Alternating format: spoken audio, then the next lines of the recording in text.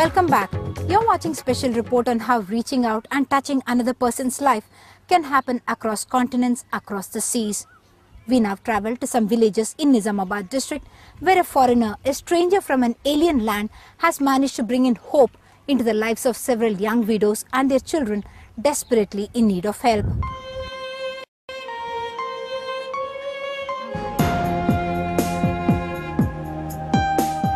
The children were back from school to have their afternoon meal when we reached Sharda's house in Chukapur village. 2 years ago, Srinivas Gaud had killed himself, unable to face the prospect of repaying debts. The tears of this 15-year-old were perhaps the untold story of what this family has lived through. To Sharda, it seemed that God had sent his own special messenger in their most difficult time. He was Joseph Curiale, who came one day and gave her 40,000 rupees to repay loans. ఆయన ఒక దేవుడు అనిపిస్తుంది మాకు మేమే ఆయనకు పుట్టినట్టు అనిపిస్తుంది నాకైతే నన్ను ఆయననే ఏ జన్మలా ఏ రుణమో కానీ నేను ఆయనకు రుణపడి ఉన్న కావచ్చు నాకు ఈ రుణం ఇట్లా ఇచ్చిండ్రు అనిపించింది అన్నట్టు అప్పుడు. Even now, Sharda rolls beedis all day till 11 in the night to earn 500 rupees a month so that the family can eat and the children can go to school and they can write their own destiny. The big difference now, Sharda says, is that she has hope that tomorrow will be better than yesterday. Our next stop was Ghanpur village. Renuka's husband hanged himself to death in February this year. Daughter Sumalata was in class 11 and son Venkatesh was appearing for his class 10 exams. There were huge debts to pay off. Renuka's severe asthma problem did not allow her to even roll beedis to buy food for her children. America నుంచి వచ్చి మాకు సాయం చేసిపోయింది.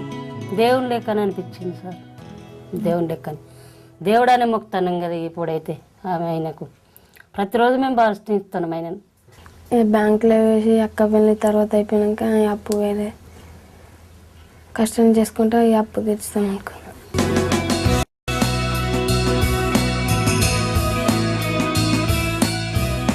Our guide in Nizamabad is Sriram, a journalist, social worker and doctor without a degree.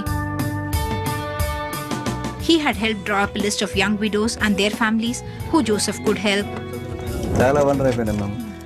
ఓట్లు వేయించుకున్న ఈ నాయకులే విస్మరిస్తున్న ఈ రోజుల్లో ఎక్కడి నుంచో ఆయన పాపం అమెరికాలో సంగీత విద్వాంసుడు, ఆయన ఇన్స్పైర్ అయ్యి ఇలా సహాయం చేయడం చాలా వండర్ అనిపించింది. మేము చాలా అప్రిషియేట్ చేసినాం ఆయన.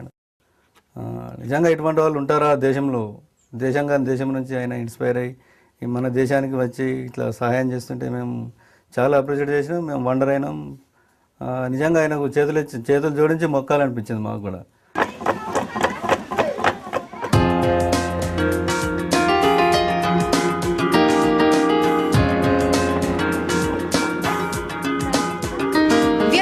Anjama, whose story inspired Joseph to come all the way from America to a village in Nizamabad district of Andhra Pradesh. Right now, Anjama is living in a crowded basti in Sikandrabad in the house of her younger brother Narsimulu, who himself is a daily wage labourer and has to feed his mother, his pregnant wife, his 5-year-old daughter and himself. What Anjama tells us is that she has not been keeping good health. In fact, she has been advised a hysterectomy but does not have enough money for the operation. In fact, she says she is not even able to roll enough beedis to be able to feed herself and her younger son.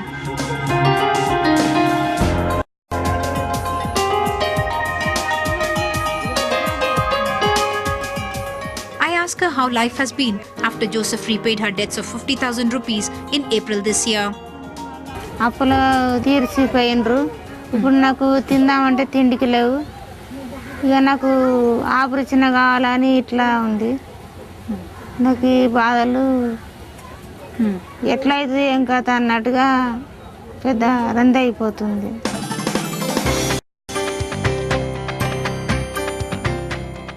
Almost as though in answer to Anjama's prayers, Joseph arrived in India to meet the woman who inspired what seems to have become a driving force in his life to help the helpless. And it was an emotional reunion.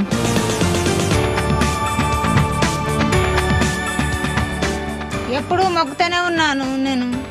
ఆ భగవంతుడు సాయం చేసిపోయాడు, నాకు అప్పులు తీర్చిపోయాడు. నాకు ఎంతో సంతోషంగా అనిపించింది. Well, same thing.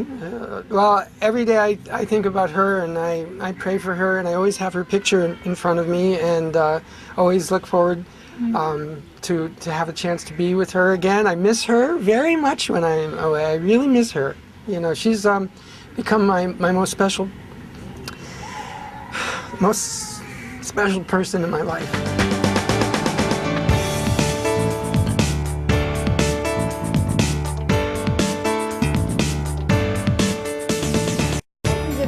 Very nice. It was as though it was Christmas and Joseph was playing Santa Claus. Silk sari, more saris, jewelry, plus 10,000 rupees for Anjamma's surgery and more for household expenses. Finally, it was time to say goodbye.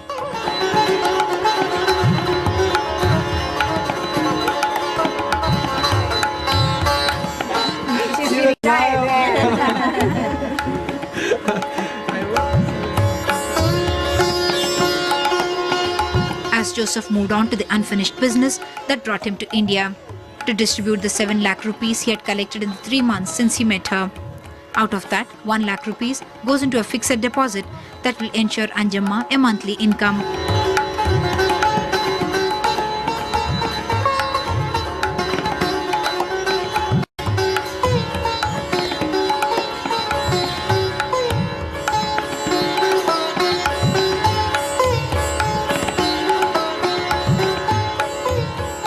In Hunsa village of Bodhan Mandal, Gangamani is getting ready for a very important visitor who is coming halfway across the globe to meet her.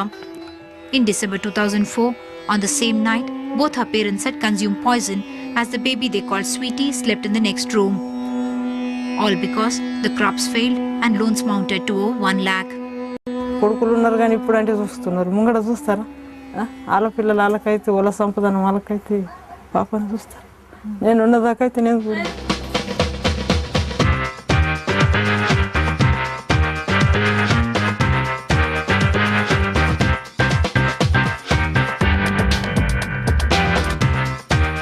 Time next for a makeshift podium.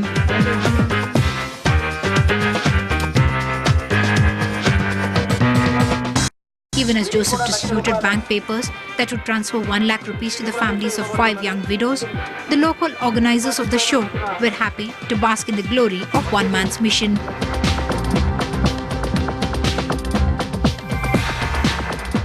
ఉంది ఆశ ఉంది అతను photo దేవుని పటం లాంటిదండి ఏదో ముంగడ పెట్టుకొని పూజిస్తే ఎందుకంటే గుర్తుగా జీవితంలో ఇలాంటి కళలు అయితే మనం ఎప్పుడు కనలేము. I can't resist asking Joseph if he's playing God. Not at all. I to them as goddesses. I mean, really, when they do Pad Namaskar to me, I mean, I feel since the first trip, I feel completely unworthy and I feel embarrassed. I mean, I literally feel it's I who should be getting down and touching my forehead to their feet because of their courage and their grace in some of the worst possible situations.